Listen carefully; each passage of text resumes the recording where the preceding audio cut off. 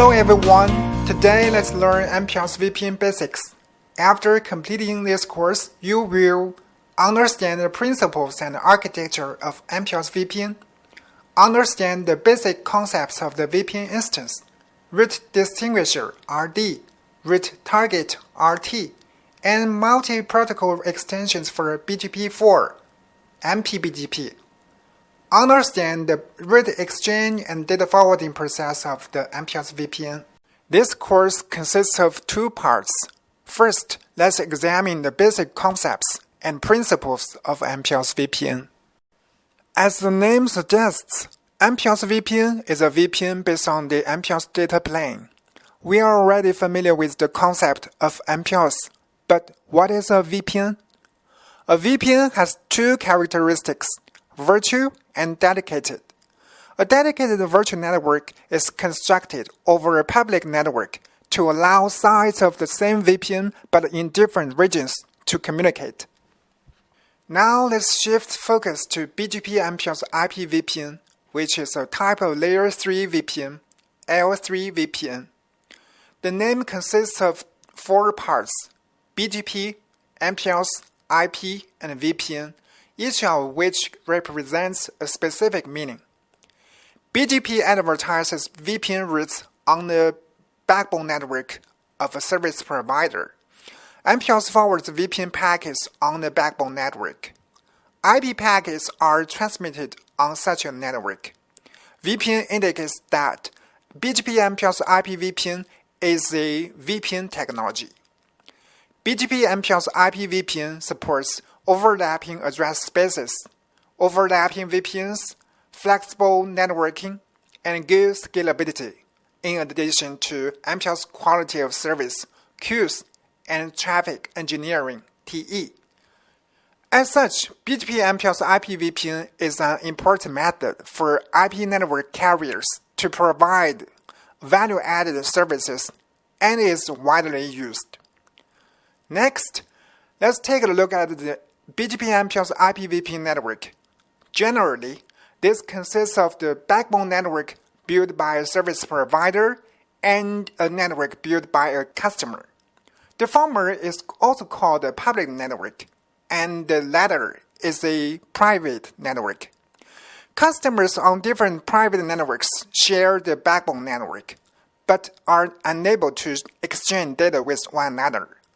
The figure in the upper part shows that customers A and B each have two sites, and both purchase MPLS VPN services from the same service provider. The figure in the lower part shows a logical network from the perspective of customer A, who is unaware of customer B. An MPLS VPN involves the following roles. A CE is an edge device of a customer network, and therefore belongs to a customer. In addition to connecting to the customer network, the CE also directly connects to the MPLS VPN network through a specific interface. A CE can be a router, switch, or host. Generally, CEs are unaware of VPNs and do not need to support MPLS. A PE is an edge device on a service provider network and directly connects to a CE. VPN processing is performed on PEs on an MPLS network, and this poses high requirements on PE performance. PEs need to be aware of, obtain, and advertise customer network routes, which are also known as VPN routes. PEs are backbone devices on a service provider network and are not directly connected to CEs. PEs are only required to support basic MPLS forwarding capabilities and do not need to maintain VPN information or VPN routes. As different customers may use the same IP address space, for example, site 1 of customer A and site 1 of customer B use 172.16.1.0/24. PEs must be able to prevent route conflicts. Virtual routing and forwarding, VRF, is involved in this process. On Huawei Datacom products, VRF is also known as a VPN instance. VPN instances are used to logically divide a physical device, enabling multiple virtual devices, also called VRFs, to be created on the physical device, such as a router or a switch. Each virtual device works like an independent device. A VPN instance created on this device is equivalent to a virtual device, and a specific interface can be bound to it. In this way, the interface serves the VPN instance. Each VPN instance uses independent data forwarding tables, for example, a routing table. These VPN instances use different data forwarding planes so that traffic received on an interface bound to a VPN instance will not be forwarded to other such instances. VPN instances can be used to completely isolate services. On an MPLS VPN network, VPN instances enable carrier to provide VPN access services for multiple customers on the same PE. The routes and data of these customers are isolated from each other, and conflicts do not occur even if these customers use the same IP address space. As shown in the figure, two VPN instances are created on the PE. VPN A serves customer A and is bound to interface 1, while VPN B serves customer B and is bound to interface 2. To allow customers to exchange VPN routes, a PE on an MPLS VPN network needs to advertise a route destined for the local customer side to the remote PE. MPLS VPN uses BGP to advertise VPN routes between PEs.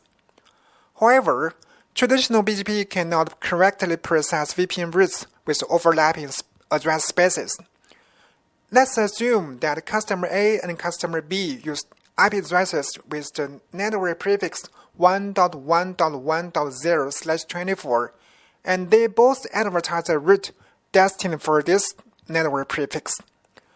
Although the local PE can distinguish VPN routes with overlapping address spaces through different VPN instances, it selects only one according to BGP route selection rules after they are sent to this peer PE.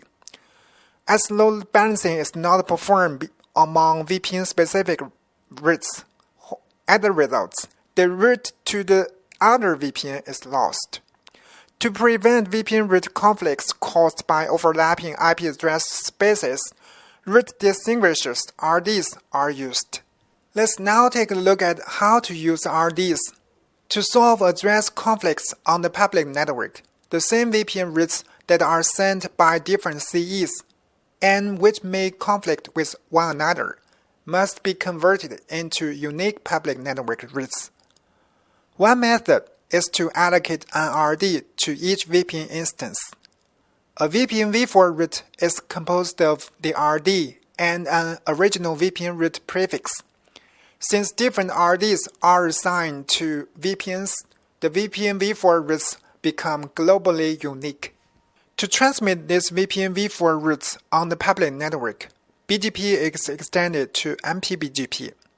As shown in the figure, an MP-BGP peer relationship is established between PE1 and PE2. MP-BGP uses address families to differentiate network layer protocols. For the values of address families, see RFC 3232, titled Assigned Numbers. Regular address family views include the BGP view, BGP IPv4 unicast address family view, BGP VPN instance IPv4 address family view, BGP VPN v4 address family view, BGP IPv6 unicast address family view, BGP VPN instance IPv6 address family view, and BGP VPN v6 address family view. RDs are not used to distinguish which VPN instances VPN v4 routes are imported to. Instead, a route target, a 32-bit BGP extended community attribute, is used on an MPLS VPN network to control the advertisement and acceptance of VPN routes. An RT is also referred to as a VPN target on Huawei devices. When PE1 advertises the VPN route to PE2 using MP-BGP, the route carries RTs. RTs are stored in the extended community attributes of BGP routes, and the VPN v4 route can carry one or more RTs. Each VPN instance is associated with one or more RTs, and two types of RTs exist. Export RT. A PE learns an IPv4 customer route from a directly connected site, converts it to a VPN v4 route, and then sets an RT for the route. The RT value is the same as the export RT value specified in the VRF, and this value is used as the extended community attribute of BGP, and is advertised to the remote PE along with the route. Import RT. When a PE receives the VPN v4 route advertised by another PE, it first checks the route's RT. If the RT matches the import RT of a VPN instance on the PE imports the route to the VPN instance. The setting of the export RT is independent from that of the import RT, and multiple values can be set for both the export RT and import RT to enable flexible VPN access control, thereby implementing various VPN networking solutions. For example, if the import RTs of a VPN instance are 100:1, 200:1, and 300:1, the received route can be injected to the VPN instance if its RT is either 100:1, 200:1, or 300:1. With RDs, MP-BGP can transmit VPN v4 routes on the public network and select optimal routes based on BGP route selection rules. MP-BGP uses RTs to determine the VPN instance to which VPN v4 routes are transmitted. PE2 removes the RD from the received VPN v4 route and advertises the route to the corresponding CE based on the RT. In this way, the CEs of customer A's side 2 and customer B's side 2 can learn the routes to their respective remote sites.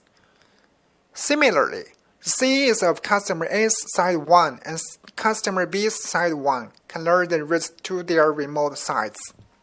Can CEs communicate with each other directly after the routes between them are reachable? The answer is no. This is because routes are exchanged between PEs across Ps, and the Ps on the public network do not maintain VPN customer routes. In the figure, IP packets will be discarded on the P if PE2 does not perform special processing on the IP packets received from the CE. MPLS tunnels are used to solve this problem. An MPLS tunnel is established between two PEs on a public network to ensure that IP packets of VPN instance are sent from one PE to the other PE through the P on the public network. The figure illustrates an MPLS LDP tunnel. However, there are two issues involved in the data forwarding process which must be addressed. 1.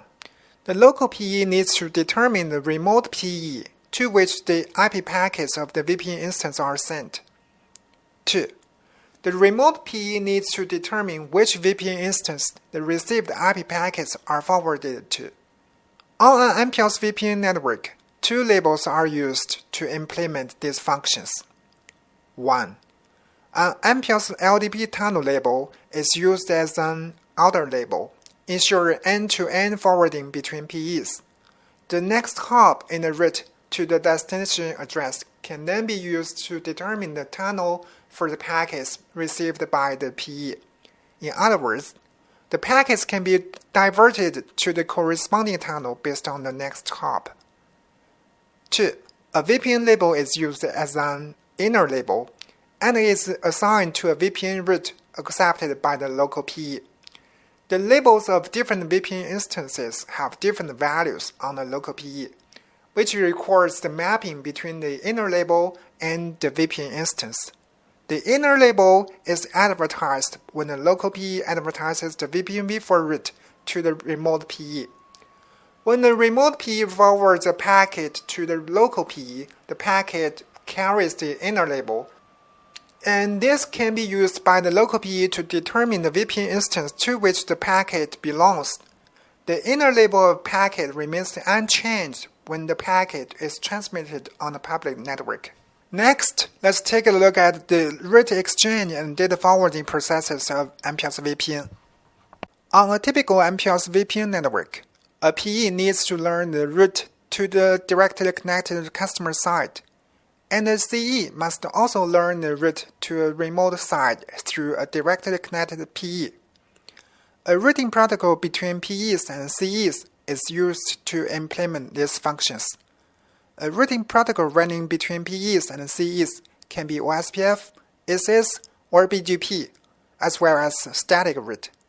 And you can flexibly select a routing protocol as needed for the PEs to exchange VPN routes.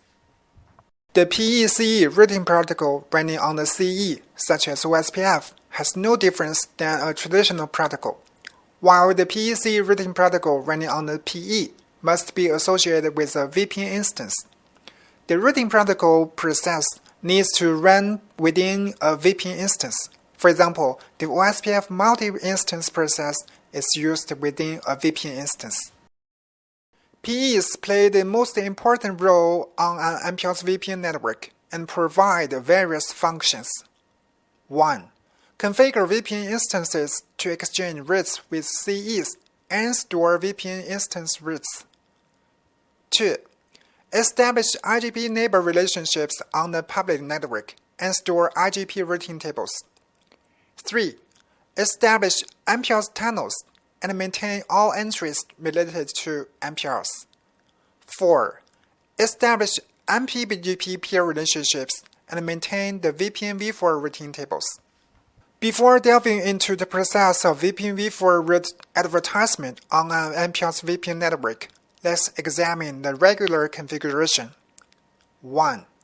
CEs and PEs maintain IGP neighbor relationships or BGP peer relationships and exchange VPN IPv4 routes.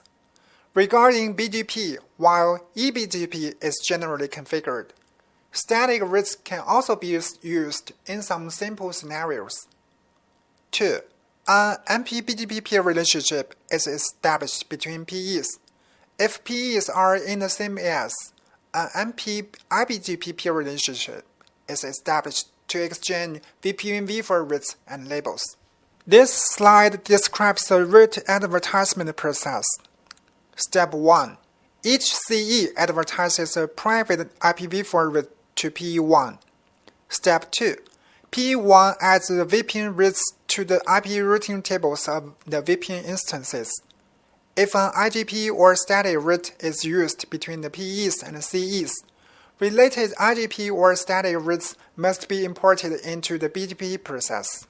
Step 3. PE1 adds the RD to a VPN route prefix to form a VPN v4 route. In addition, the export RT is added to the VPN v4 route. Step 4. PE1 advertises the VPN v4 route to its peer through the MP-BGP peer relationship. Step 5. After receiving the VPN v4 route, PE2 matches the export RT of the VPN v4 route against the import RT of a VPN instance. If they match, PE2 removes the RD from the VPN v4 route and injects the IPv4 route to a specific VPN instance. Step 6. PE2 advertises the IPv4 route to a CE through a BGP peer relationship, and the CE adds the route to its own IP routing table. Now that we are familiar with the process used to advertise MPLS VPN routes, let's take a look at the data forwarding process. With an IGP and MPLS LDP configured on the public network, MPLS LDP tunnels are established. When PEs send VPN v4 routes to one another, the routes carry various attributes including the next hop, VPN label, and export RT. These VPN v4 routes are encapsulated in MP-BGP update messages. During data transmission, PE2 receives the data packet from the interface bound to the VPN instance. 1. PE2 adds a VPN label to the packet based on the VPN instance to which the interface belongs. 2. PE2 searches the routing table based on the destination address of the packet and finds that the next hop is PE1 1.1.1.9.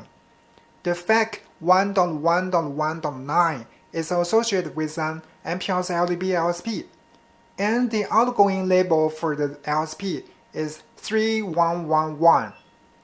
PE2 then adds label 3111 to the packet. PE2 forwards the MPLS packet with double labels to P2, which then forwards the packet to P1 based on the outer label. P1 uses PHP to remove the outer label and forwards the packet to PE1. After the egress PE1 receives the packet with a single VPN label, PE1 determines a VPN instance based on the VPN label 1021, searches the IP routing table of the VPN instance, and forwards the packet to CE1. At that point, the MPLS VPN data forwarding process is complete. That's all for now regarding the basics of MPLS VPN. We hope you enjoyed this course, and thanks for watching.